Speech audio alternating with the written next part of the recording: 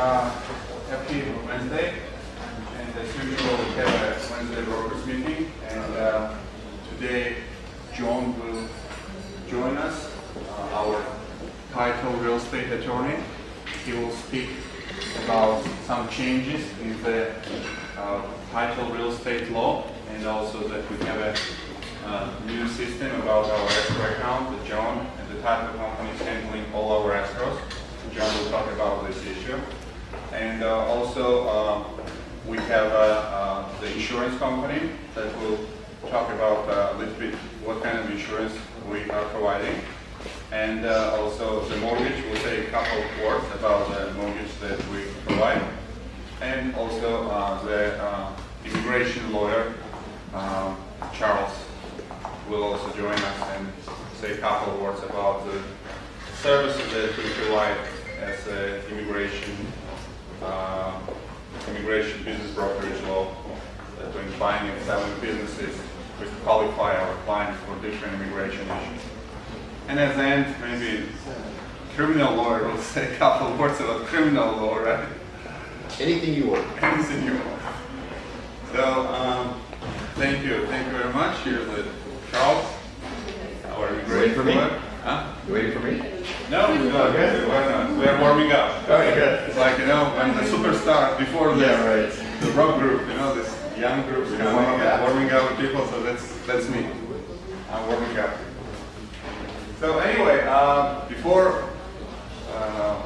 the gentlemen will start their portion of this brokerage meeting, I would like to one more time underline that the company investing for your education, and we have this amazing technical tool platform in order to polish your skills and your expertise in different aspects of the real estate. And I would like one more time go quickly through these different trainings that is available for you guys. And I have asked you to do these trainings, increase your expertise and knowledge in this field. That's very important, and that's here, right in your computer or laptop or iPhone. So one more time, RE Hangout. Why am I asking you to do this RE Hangout? Because sometimes some of you coming and asking me questions that already answered in this training. And you can easily go and if you have a question about CMA, that's my number one recommendation to do a CMA, you can find here. Why CMA is very important? Because you are buying, you are selling, or you are consulting. You need to tell your client why you think the price is above market, below market, or at market. I recommend to polish CMA in several different ways. Like we can do CMA from Matrix, we can do CMA from RPR, we can do CMA from IMAN. That's like three basics that I would recommend to polish your skills. So one more time, quickly, let me go to strongly recommend training that I would like to ask you. Lead generation. So when you go to lead generation, it's not just one video, it's several. It starts with how that works. So this, our professor explains how it works.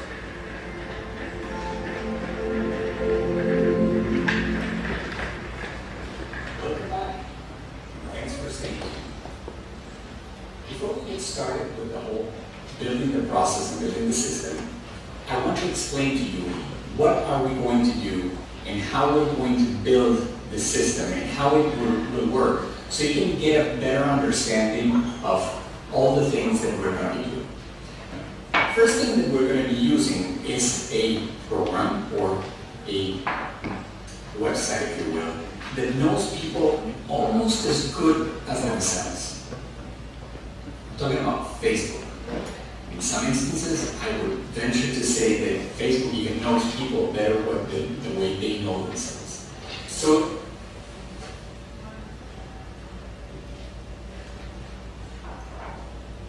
we're going to start with Facebook. And I sincerely hope that you can read my handwriting. So what Facebook has allowed us to do nowadays is to place ads in front of the eyes of the users that are targeted to a specific market. We can actually put a budget, a daily budget of how much we want to pay, and we can customize and address this message to a specific crowd. So the crowd would be between a certain age, certain income, in a geographical region of our influence, or our farming area eventually, a city, a zip code, and so on and so forth. And we are going to include even or go a little step further into the people that are prone to move. So they're about to move. And so how does Facebook know who's about to move? Let's step back, or let's put aside for a second Facebook, and let me explain how this works. And maybe the best way is by probably looking at what has happened to us in the past. And the question that I have for you is, has it ever happened to you that as you have been doing searches on the internet, maybe you're looking for pet supplies, or maybe you're looking for blinds for your house, and so on and so forth, and then you're done with that, maybe the next day or the same day you go to Facebook or you go someplace else, do a Google search, and all of a sudden you start getting these pop-ups on your screen that are coupons or offers related to what you were doing before. Maybe a coupon discounting pet supplies, or offers for Home Depot for blinds, and so on and so forth. So when you are actually browsing the internet, every place that you go leaves a bit of information in your computer. Those are called cookies. And I don't need to get too technical, but I just want to explain how that works. So once you move and you move along someplace else, if that someplace else, like Facebook, is offering ads, those ads are targeted. They need to be addressing the person who has a particular interest, or has shown particular interest. So the point here is that it will see that you have been doing maybe research for pet supplies, and it will give you a coupon. So in the case of someone who's about to move, going back to Facebook, if that person has been visiting real estate websites like Zillow or Trulia or Yahoo Real Estate or any of those, if that person has been looking for the cost of renting a U-Haul, or the cost of a moving company, or even if they posted on Facebook, John got a promotion, we're relocating to Miami, the guessing game is over. So now the computers know, or the system knows, that that user is about to make a real estate move. And it will place real estate related ads in front of that crowd. So now we know that we will be generating a strategically targeted ad in Facebook. And again, we'll do this step by step, don't worry. Second thing that we need is an ad. We need to have something that is very simple, very straightforward, and that entices or piques the curiosity of whoever reads it. Something along the lines of buying, selling, don't do it before you read this. Or the top 10 things you need to know before buying or selling.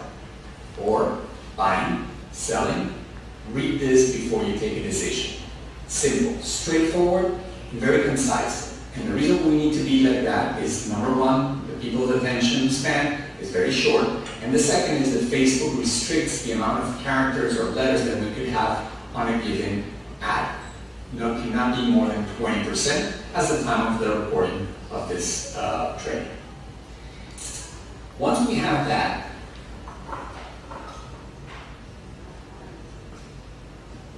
we're going to need a website. Not a very sophisticated one. If you already have one, maybe we could use that one, but we're going to use something that's called a landing page. And the word landing page already tells you what it is. So people are somewhere else, they click someplace in the ad, and they land someplace. So we're just going to use a single page website. So the ad, once they read it and they like what they see, or they're enticed in the message, they click on it, and it takes the user to a website. And the website will be very simple. It will have a form in the center of the screen, and it will prompt the user the top 10 things you should know before you buy, or the top 10 things you should know before you make a real estate move, or the top 10 things you should know before you sell your property, and so on and so forth. So we're offering the person who has clicked on this ad and landed on this page a piece of information that could be valuable for them, given that we know that they're about to make a real estate transaction.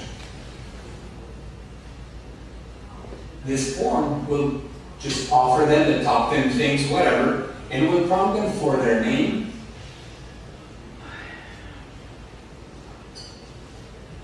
and for their email address. And so once they click and submit on this form, so now they're wanting this information, and they put their information, their email address, this system will email them that report.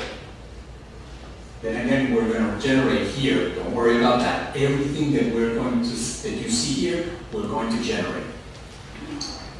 And the second thing is that now that this form knows the person's name and email address, it's going to put it on the list.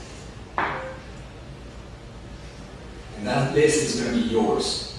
Now you know the name and the email address of a person that now you can get in touch with, offering other services, other free things, if you will, so you gain their trust, and eventually that builds enough momentum so you can start serving them on their needs.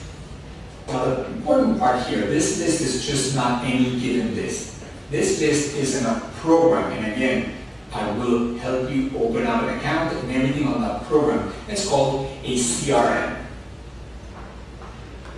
And without getting too technical, CRM stands for Client Relationship Manager. So this is a program that basically gets information, names and email addresses, and allows you, the user, to email these people with the frequency that you want, with a message that you want, and everything else. We're going to use for this particular system MailChimp.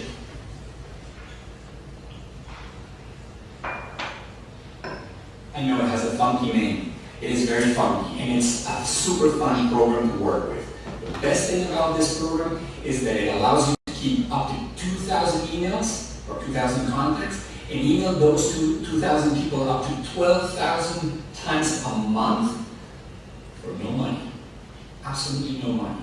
After that, if you want to email more or if you have more contact there, and hopefully we'll get there, it starts being paid. But this will be almost in a shoestring, if you will. So again, let's retrace our steps back. We're going to use the help of Facebook. We're going to place an ad on Facebook that is targeted to the people that are about to move in your farming area with a particular geographic area again and a particular characteristic. The person who's going to receive the ad. This ad will entice them to click on it, which will take them to a website where they're going to see basically the offer. This is the value proposition that we have for them. This is what we have to offer to them. Again, top 10 things, whatever the case may be. And it will have just a form, a very simple form. That's all it is. We want to keep it as simple as possible. It will prompt them for their name, their email address, and then there's a submit button. Once they click submit, automatically this system sends them the report that they requested. So now they have the top 10 things that they can read. And at the same time, automatically, it will put this information on a list that you control. It's absolutely yours. And from there on, it is on your hands to keep contact with these people with different value propositions, maybe other information. Maybe you can ask them if they would be willing to tell you where they're locating, relocating, or moving, or considering buying, so you can send them a market report, a market activity report. For that, we can use RPR and so on and so forth. But you can start the conversation from here. The important part here is that you just capture, if you remember that beautiful drawing of planet Earth and the whole people that we have there and the ones that are about to make the move, you're capturing now the information of those people. And from here, it's our responsibility to build that bond of trust So now we can start working with them and eventually assist them in this whole real estate process. I would encourage you to go to the additional resources within the platform that this video is located. In those additional resources, you will find infographics that are beautifully done, and they're courtesy, some of them are courtesy of the Florida Realtors, which you can also email these people. And those infographics speak, for instance, about the things that you should do before preparing your house for sale, or all the process that you go through on a transaction, regardless if you're a buyer or a seller, so that you can better understand the process. So use those resources in order also to maintain communication with the people that you capture here via the system, again, to build the trust and become the realtor of choice. And let's get to work. Okay, so after that, you have step by step whatever Daniel was talking about to get this leads, to get this interest. And so we will be doing all of that steps, and we'll be creating this advertisement. It's a 21st century, everything is the internet, and you need to use this simple tool, very simple tool. So Daniel Katz is 15 years professor, real estate instructor, and he will step by step lead you, teach you, explain you how to advertise and how to get the leads from the internet to you.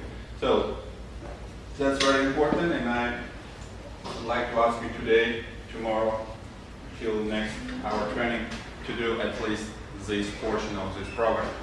Okay, also, I would like to remind you, before I move to our immigration lawyer, Charles, that we are a business brokerage. 95% real estate companies are not certified business brokerage.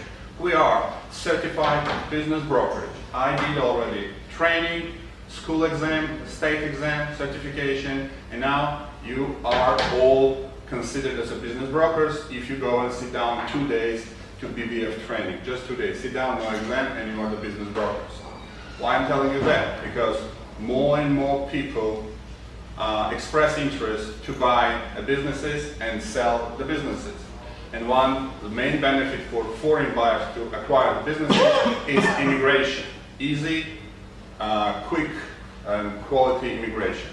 And speaking about immigration, I would like to ask Charles Reisner, who is #1 immigration lawyer with 100% successful rate of the green card. And his second office is in our office, and his main office in Washington, D.C. He also has a Hollywood office. And so please, Charles, floor is yours. Come in. And thank you, Roman. So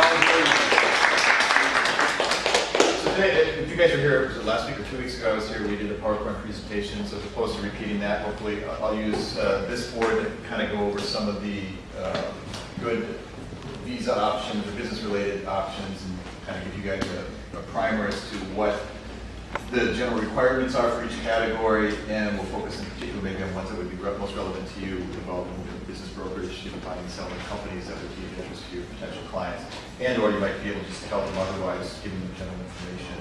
I know brokers a lot of times those kind of questions as well. So as you can see on here, and I'm sorry, type is a little bit small for you in the back, but the categories in the top here are non-immigrant categories. The ones on the bottom are immigrant categories or green cards. The arrows represent the ways that you can move from a non-immigrant category to an immigrant category. If anyone wants to, I've got this file in PDF. I can send the digital version. We have one in Russian as well, so that's helpful to you as well. You see what the arrows are. You're not necessarily obligated to move only in that direction. I mean, you could start here and then go here. You can start here and go here as well. But this is kind of the progression that if you're kind of to follow the logical progression, this is how these categories can kind of move down like that. And that's how most people do it, depending on the situation. So we'll start with the non-immigrant ones. I'm sure a lot of you have heard about L1s. You're probably involved with some of them. L1 is popular because it's seen as maybe kind of easy and inexpensive. But as an attorney, just from my experience, it's a lot of work, not only for us, but for the clients too. And I think, maybe I won't say a lot, but a sizable minority of our clients are maybe, what's the word, just disappointed. They regret maybe the decision to do an L1 because at first glance it seems like, oh, this is pretty easy, not too expensive. But at the end of the day, if you're really looking to get a green card, some of these other options might be a faster and less expensive route of doing it.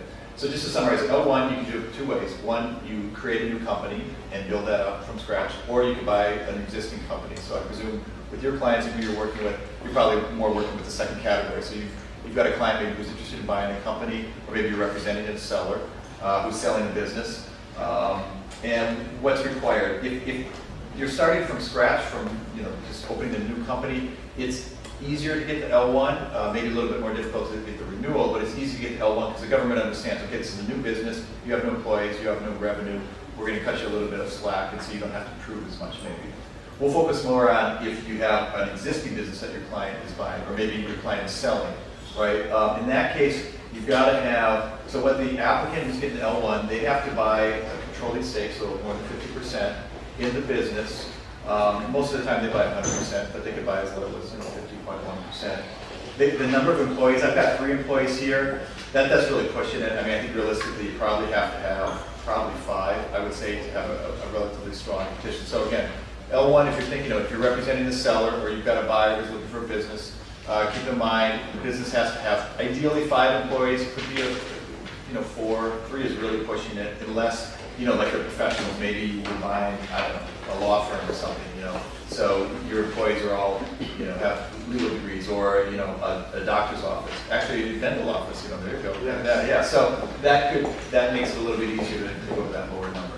So keep in mind, all right, 5 employees. The size of the business, the profitability, the amount of the profit really doesn't matter too much. You just got to show that the business is ongoing, profitable. If your business is generating 200 in net cash as opposed to 100, no, that's not going to make your petition any easier. But if you're getting too low, it's only got 10,000 in net profit a year, 20,000, yeah, you're pushing it. So it's got to be a decent number, and it's got to be a number also that the net profit is enough to support the salary of the applicant. So that's why I say maybe roughly 50,000 or more in net profit to cover the salary of the applicant. The other thing to keep in mind with the L is that there's got to be a relationship between the business in the U.S. and an overseas business. What that means in reality is, and this is like 90% of the case, what that usually means is the applicant here for the L owns a business over in Russia, South America, wherever, it doesn't matter, right? And that business continues to operate. So I'll talk about the E2 in a second, how that's different, but with the L, you've got to have that overseas business that's always in operations, even after the person comes over here for the L. So that's something to keep in mind, because that's something that can come up. The other thing to keep in mind is the person who's applying here, we've got to show that he or she has good experience as an executive or manager overseas. And that means they have experience managing personnel, managing a relatively large operation. So by large, I mean, the overseas company, I would say, should have at least 5 employees, ideally 10. They have to have experience working there for at least a year over the past 3 years. The amount of profit, again, isn't that important, but again, we're trying to show that this person is an executive, a manager, they've got executive skills, and they're coming here to launch operations in the U.S.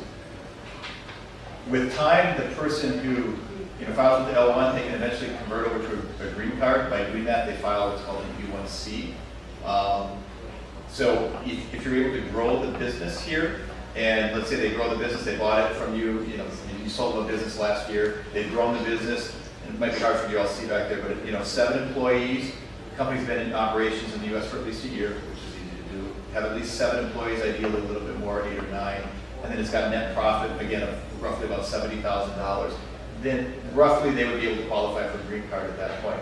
Now, you don't have to start with an L1. If say you're doing business brokerage, you're representing a company that's for sale, a business that's for sale, and it meets these general criteria, you got a buyer, I mean, that buyer could apply for the green card right away. They don't have to start with L1. And that's true for any category here. You don't have to start here and go here. If you meet the categories, the requirements down at the bottom here right away, then you can just go for that immediately. So again, for the green card, let's say you've got a client who says, hey, I want to buy a business, I want to get a green card for that. I think what you've got to keep in mind, if they want to try to qualify for the green card in this category, main criteria, again, 7 or 8 employees, the business has been in operation over a year, net profits, 70,000 or more, and something that's described down here in the fine print is you really need a 2-layer management structure below the petitioner. So what that means is your clients here, they're going to be, say, the general director. Underneath them is there are at least 2 layers of employees. So you might have mid-level managers, ideally 2 managers, and then below them, employees, just regular workers and stuff like that. So let's say if you had 8 employees, you'd have those 2 managers, and then the remaining 6 employees would kind of be broken up underneath those 2 managers. That's an important structure too, and that's down here in the fine print, but that's an important thing, because if you've got, we had somebody come to us, they had like what would you call it? They like grew palm trees, right? Like one of these tree farms or something. And they have a lot of employees, but almost all of them are just the guys that dig the palms and plant them and stuff like that. And that's a tough structure because, there's really no managers. You got to have some managers in there that are directing, the call them blue collar workers, the guys that are doing the grunt work. So that's an important thing to keep in mind. And so if any of you have any good businesses you think might qualify for actually either of these, let us know, because we have clients that are looking for businesses, and the challenge is usually finding a good business that meets the immigration requirements as well as their financial needs. And if you have anything that's potentially good, just let me know, and I can tell you at first glance if it looks like this would qualify or not, or whatnot. The other common category is E2. This is common, or very common among South Americans, because there's a lot of treaties with South Americans, Western Europeans. Some countries in the former Soviet Union are included, probably most of them, except Russia, Belarus, and I think Uzbekistan, and Turkmenia. But I think all the other republics have E2 treaties. So an investor can do an E2 treaty if there's a treaty between the U.S. and their home country. It's a lot easier than an L1. The minimum investment amount is about $80,000. You can even go below that. So it's less expensive than the L1. You don't even need to have employees here at this E2 business. Ideally, you do, at least a couple, but you don't even need employees, theoretically. You don't have to have an overseas company where you've had at least a year of experience as an executive. So it's a lot easier than L1. The main limiting factor of an E2 is you have to be from a country that has that treaty. You should look into, your clients. I think most clients are pretty savvy that sometimes clients qualify for second citizenship, and that's a common thing. Like South Americans, a lot of times they might qualify for Spanish or Italian citizenship, and they can get a passport. And so if their home country, like I don't know, like maybe Colombia or something, doesn't have a treaty, but they can get an Italian passport or something, then that works as well. And same in Russia, somebody's meant to be Russian, but they qualify for the Ukrainian passport. You can get the other possible downside of the E2 is the period of the visa varies from country to country. So Ukraine, for example, the visa is only valid for 90 days. So it's extremely inconvenient. Canada, it's 5 years. So it really varies country to country how long that visa is good for. So for some people, it's not too convenient, but the majority, usually the E2 visa is good for 1 or 2 years on average. So I presume you all might be involved more with businesses like this. These are smaller businesses. It could be, beauty salon, frozen yogurt things, small cafes. Those all kind of work for E2s. The other downside maybe of an E2 is it's kind of difficult to go from an E2 to a green card. The direct way, the only direct way is by doing EB-5, but that is pretty expensive. And that's a $500,000 price tag. But some people do it. And there might be some other options as well. EB-5, and you've probably all heard a lot about this. This is where you invest at least $500,000. It could be your own business or the client's own business, or you might sell them a business. Or what is most often the case, it's a regional center project. So regional centers are companies that sponsor projects through the EB-5 program. If you're investing in a regional center project, it's a passive investment, meaning the investor really doesn't have to do the day-to-day operations. So for some people, they prefer that. Actually, the majority do, because I'd say about 90% of investors do it through a passive regional center project. But you could sell them a business, or they could open their own business. The main requirements, besides the $500,000, is the creation of 10 jobs. So you've got to create 10 new jobs within 2.5 years after filing. So that's why even if they buy an existing business, if any of you were to sell them an existing business, it's usually kind of difficult because it doesn't matter. There could be 50 people working at that business. They still, now if they're planning some kind of expansion or something that would make it feasible, then that would work. But usually with EB5s, if they're investing in their own business, it's usually from scratch, they're starting a new business. Go ahead. Two things. One, just so you know, you had emailed me this chart, so we just copied it and passed it around. Cool, So great, see great. what you're reading. On the EB5, what if it's not one of the centers? What's the minimum then? It's still 500,000. Some people think it's $1 million. I hear $1 million, $1.2 million. Okay, so 800. technically it's $1 million. The rule is it's $1 million. You qualify for the smaller amount, the 500,000, whether it's regional center or your own business. You qualify for that lower amount if the project is in what's called a targeted employment area, which means the unemployment rate is 50% above the national average, or if it's in a rural area. And rural is defined as a metropolitan statistical area having less than 25,000 people. So if it's not either of those two, Then it's $1 million. it's $1 million. Yeah, but here in Florida, especially South Florida, it's pretty easy to get your business to be considered to be in a high unemployment area. How do they do that? Because here we've had projects like on how do you say it? Up here, right on the ocean front in South Beach, and you can qualify it as high unemployment because you go a mile or two away, inland, and there's pockets of unemployment. So you just take the average. And so it's pretty easy. Like in our office in DC, we work up there. It's difficult in DC because in DC, especially in the suburbs outside of DC, there's just no pockets of poverty or high unemployment. So it's really tough to do projects there. But here, you can always find some areas. So it's pretty easy to qualify for that 500,000. Now keep in mind, end of April, this 500,000 is possibly going to change. I don't think it's going to. The program is tentatively set to expire. Just that program about the 500,000, not the whole EB5. Is tentatively set to expire on April 26th. Nobody thinks it's going to expire, and Congress is too involved with other things that most likely they're just going to continue the rules for another 6 months. But they're talking about raising that 500,000. So if you have any clients potentially interested, tell them they probably should make a decision sooner rather than later. I don't want to take up too much time, but the other ones I don't think are too relevant to all of you. The green, EB2 and H1B, that's just employment. So I don't think that's of much interest to your clients. If somebody has questions about it, you can always refer them to us. And the last category here is extraordinary individuals, like the O1 up here.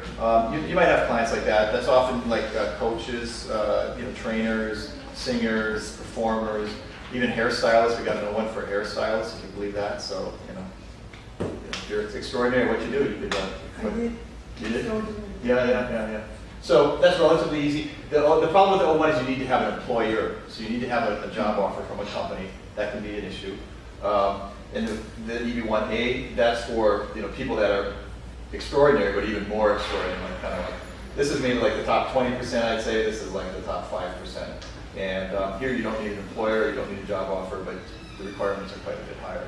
But again, I don't think you guys have too many clients. I mean, you might, but asking questions about that. I would suspect most of your work and most of your interactions with clients would involve C2, EB5, and then the L1 and EB1C. So hopefully this was helpful, and if we do a couple more of these, you guys are going to be immigration specialists, I think. Yeah, go ahead. Two prospects from Brazil got the green card directly because the curriculum vitae, because it used to be executives, CEOs. Which one? Which one would work for CEOs? Yeah, it used to be CEOs, directors in the companies, and applied directly to green card. Yesterday, one visited us, they showed me the green card, the permanent green card. Yeah. Yeah. Well, I don't know. Which one? Which one? It's hard for me to say. I mean, we've had some affluent investors, from Brazil do EB5. No. You don't think so? I mean, I presume it's that. I mean, that's EB1C, where they bought a controlling stake. Yeah. Are they doing business here in the U.S.? No. I don't know. Unless maybe their wife is a really good stylist or something, and they got the green card that way. Yeah. It could be through employment. I don't know. There's a lot of ways, that they could have gotten it. Okay. But I was so curious about it. yeah. Sometimes people don't always tell you the full story or something. Any other questions? Anybody might have? Yeah, for a little bit afterwards, yeah. So yeah, if you have questions, yeah. I'm moving here. We're in the process of getting here. It's just getting everything set up and all that. So in the meantime, if anybody has any questions, you know where to find me. Thanks. Thank you very much, Charles. Again, it's value to have such a high-level top immigration lawyer in our office, taking into consideration 100% success rate for the green card, and also taking into consideration that Charles is American, but he speaks fluently in Russian, fluently. So sometimes it's a great benefit for Russian-speaking clients to have the American lawyer who speaks fluently in Russian.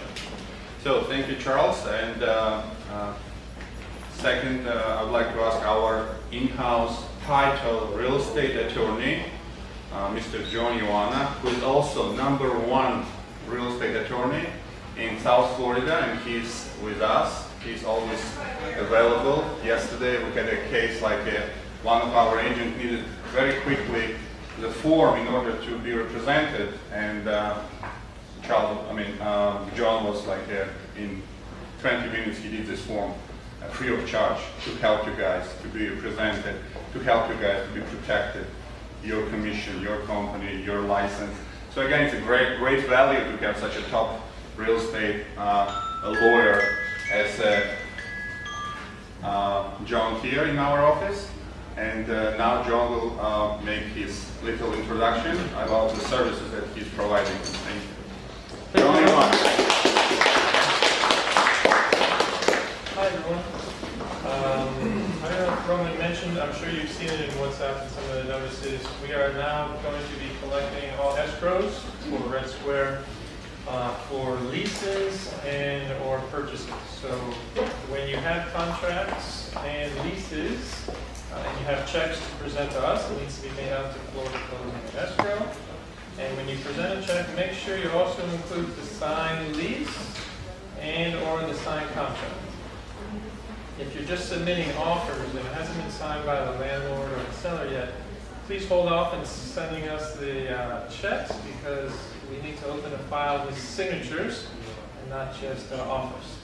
If you submit an offer and you want to add a check or have the check accompanied with it, just photocopy the check and you can email it with the lease or the contract, and sometimes the sellers will accept that. So, what we're going to talk about today real quickly is the differences between the residential regular contract and the as-is contract. Last month we talked about which is best, which one to use, and the differences between the two. I've handed out an addendum that I recommend you start to use. Now the reason I've attached this addendum is because who remembers what the best part of the residential contract is? Anyone remember? There's a cancellation period in there, yes. What else with the regular contract? There's 3 things that the regular contract requires the sellers to do. Number 1 is to make repairs. Number 2 is to make repairs for termites. And number 3 is to close out all open or expired permits. That's what the regular contract requires the seller to do. Compared to the as-is contract, the as-is contract says the seller does not have to make any repairs for termites and or for permits. That's all the buyer's responsibility. So, I know a lot of you like using the as-is contract because the benefit of the as-is contract is what? What's the best part of the as-is contract? Inspection period. Right, inspection period, and what? During the inspection period you can do what? You can cancel for whatever reason. So that's the good part about the as-is contract, but your seller is responsible for, your buyer is responsible for repairs and or open permits, which could prove costly. So, what can we do to combine the two, where you have the regular contract protections for repairs and termites and permits, but also where you can cancel for whatever reason? And voila, this is what we have. This is the right to inspect and right to cancel addendum, where you'll see in paragraph 3, we have that language that we see in the as-is contract. Paragraph 3 says, if buyer determines in buyer's sole discretion that the property is not acceptable to buyer, buyer may terminate this contract. Boom. That's the best part of the as-is contract. Now we've just added it to the regular contract. But make sure during the inspection period, the sentence goes on, by delivering written notice to the seller on or before the expiration of the right to inspect period, and the deposit shall be refunded to buyer. So this is very important. So now you have the protection with the regular contract for repairs and permits and termites, but now we've just added a clause to the regular contract that says the buyer can cancel during the inspection period for whatever reason. So that's very important, and I recommend this addendum with the regular contract is perfect to protect your buyers. Number 4 says that if buyer elects to proceed, which means they don't cancel during the inspection period, and you'll see under 4A, the last sentence says that the seller shall pay up to the applicable amounts required under paragraph 9 of the contract, which is 1.5% of the purchase price for repairs, termites, and permits. If, and then subsection B goes on to say, if the buyer does not give this notice during the inspection period, then the buyer waives their rights and the seller will not be responsible for repairs, replacement, or treatment of wood-destroying organisms. So, I highly recommend this addendum along with the regular residential contract, and you will protect your buyers immensely, and they will thank you for it when it comes up to when you do the inspection and there's a bunch of repairs that are needed. No longer will the seller say, oh look, this is an as-is contract, it's not my problem, you guys are responsible for it. You're going to say, no. Under paragraph 9, the seller is responsible for the repairs, and if there are any open permits, the seller also has to be responsible for those. So that's it. Any questions regarding this addendum? Do you give it with offer? Yes. It's going to be attached to the contract as the last page. Initial. Yes. Okay, any other questions? If you have specific questions about this addendum, please see me right there. But highly recommend this. Is a very important document that your clients are going to thank you for at time of closing. All right? Thank you very much. Thank you very much, John. So again, John Ioana, our title, real estate attorney, always ready to help you, assist you in different real estate related questions. And now I'd like to introduce for a short introduction of our services, our mortgage manager, Yuri. Yuri, please. Hey, let's welcome Yuri.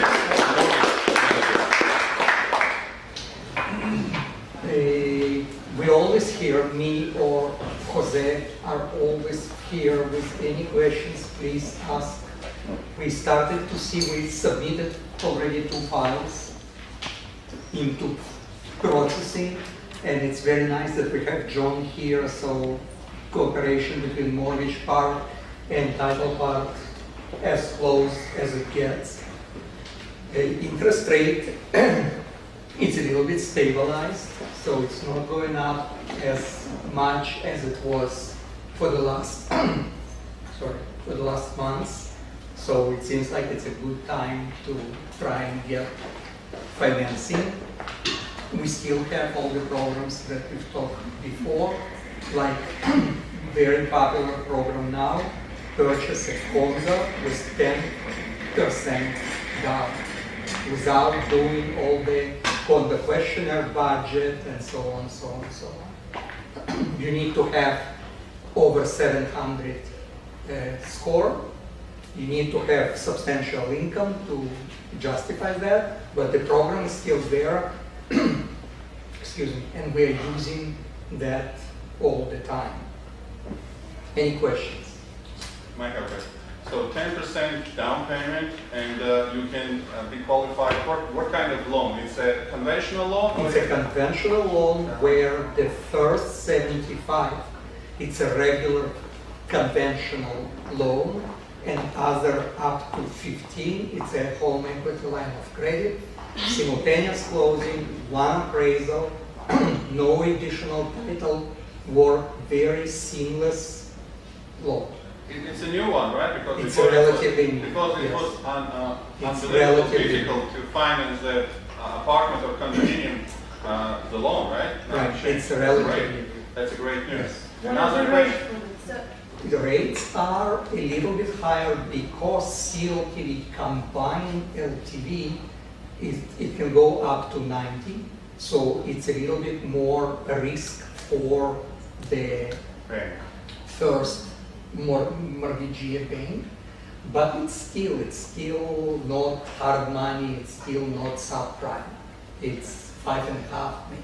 5.5. Another question. Can you please have like a questionnaire?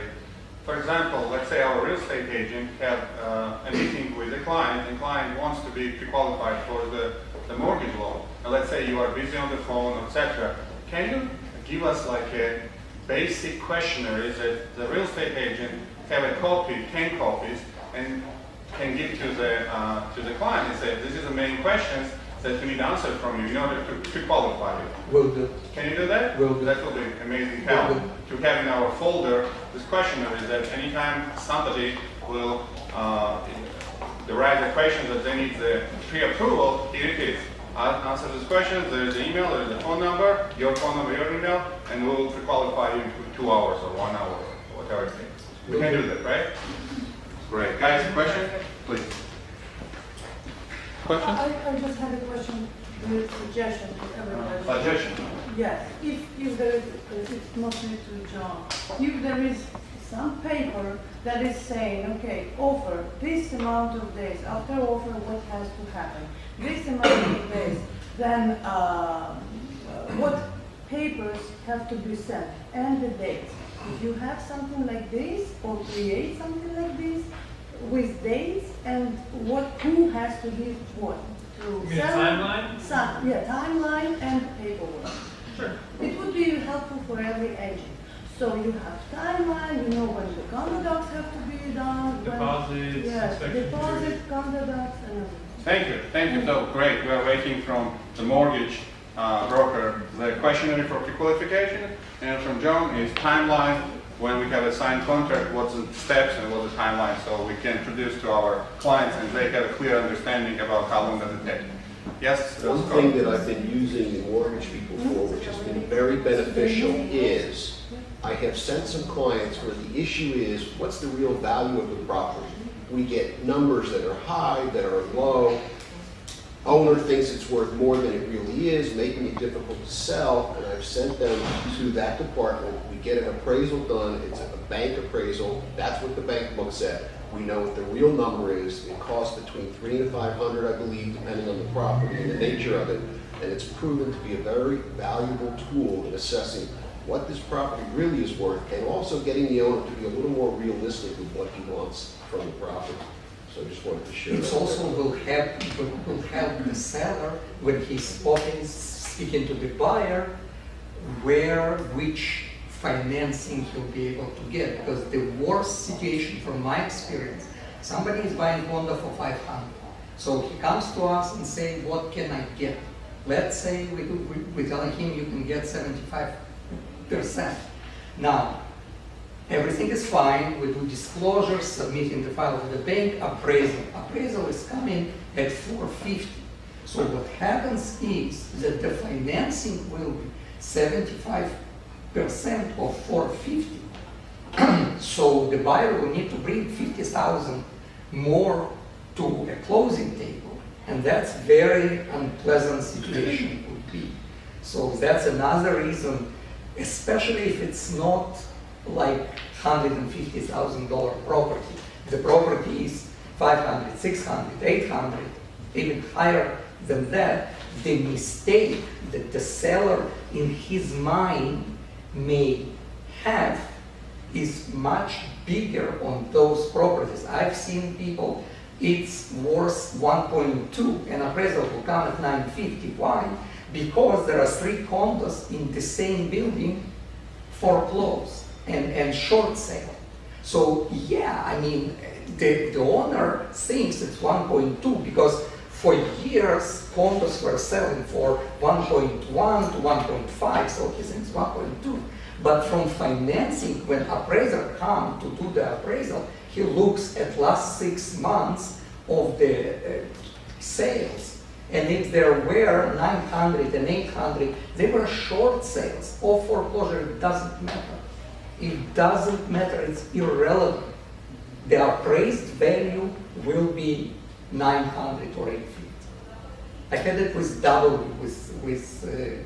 building. That was like the clear-cut case. Studio there was from 1.1 to 1.5, depending on the line, depending on where windows are. It's not anymore because they had like 5 sales, between 800 and 850. So when my client came to me and said, Yuri, a year and a half ago, you told me it will appraise 1.1, and now you tell me it's 820. And I said, yeah, look at those 5 properties that were sold. He was very upset. So that's another reason to try and get. And the turnaround time was great. I think I had it within 3 or 4 days. He's my friend. He's doing me favors. Great, thank you very much. Thank you. Yuri. And final presenter to close the brokers meeting will be Edward about the insurance programs that we can provide. Edward, please. Let's welcome Edward too. Roman. As you know, we are in the office, in the house, selling insurance, all kinds of insurance, all lines of insurance, most of them actually. But today we touched businesses and sales of the businesses, so I wanted to cover a little bit about business insurance. So when people are buying, selling, opening new business, they have to get protection on their business and against there are several types of coverages that you can get. It always starts with the general liability insurance. Then you can add property insurance to the general liability on top. Then there are several other coverages that you can get. If the person owns the property, they might consider to cover building, cover it against wind. There's also coverages against employees suing the owner, suing the employer. So there's many different policies, many different types of policies. I mean, if you deal with the buyers of the business, always, you might want to instruct them or advise them that they have to look into the insurance. And I usually say, look into the insurance before you get into the business, because sometimes insurance might be pricey. It turns the buyers away from buying, one or another type of business. But you're selling, hopefully you're selling big businesses with a lot of money in it, so they wouldn't be concerned about insurance prices. But insurance is always one item that everybody have to consider when they getting into any business or into any property. So, this is briefly about insurance. I don't want to get into the details, but if you have questions, please come and I'll explain what coverages there would be and what you can. Thank you. Insure. Thank you very much. One-stop shop. Real estate, residential, real estate, commercial, business brokerage, title law, immigration law, mortgages, lending and mortgages, insurance, everything here. Top professionals, so enjoy these values and the assets. Contact, ask the questions, and the close the deals. Thank you very much. It's let's say thank you each other. And now we have a presentation of. We have a short presentation of a project pre-construction in Doral downtown. Doral downtown, please. We have